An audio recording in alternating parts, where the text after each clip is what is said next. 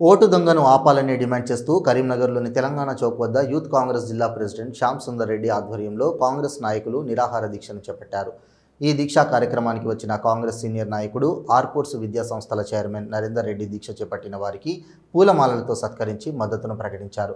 ఈ సందర్భంగా నరేందర్ రెడ్డి మాట్లాడుతూ ఉమ్మడి జిల్లా వ్యాప్తంగా ఓటు దొంగను ఆపాలని డిమాండ్ అనే నినాదంలో పెద్ద ఎత్తున ఉద్యమం కొనసాగుతుందని అన్నారు. రాజీవ్ గాంధీ పిలుపు మేరకు దొంగ ఓట్ల చోరీ గుట్టురట్టు చేయాలనే సంకల్పంతో రాష్ట్ర Congress incharge Meenakshi Natarajan, PCC president Mahesh Kumar Goud పాదయాత్రను విజయవంతం చేయాలని పిలుపునిచ్చారు. ఈ కార్యక్రమంలో పలువురు నాయకులు పాల్గొన్నారు.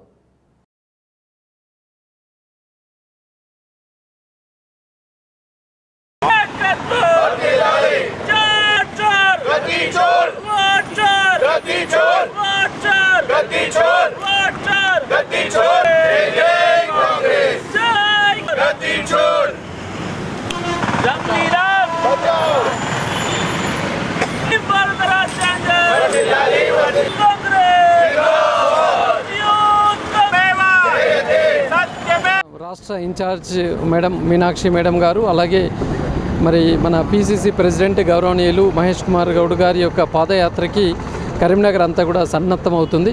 మరి ఈ సందర్భంగా ఇక్కడ యూత్ కాంగ్రెస్ కరీంనగర్ ఆధ్వర్యంలో, అట్లాగే గాంధీ గ్లోబల్ ఫౌండేషన్ మరి ప్రెసిడెంట్ శ్యామ్ సుందర్ రెడ్డి వారి అనుచరులందరూ కూడా ఒక 2 రోజులు రిలే నిరాహార దీక్షలో పాల్గొన్నారు.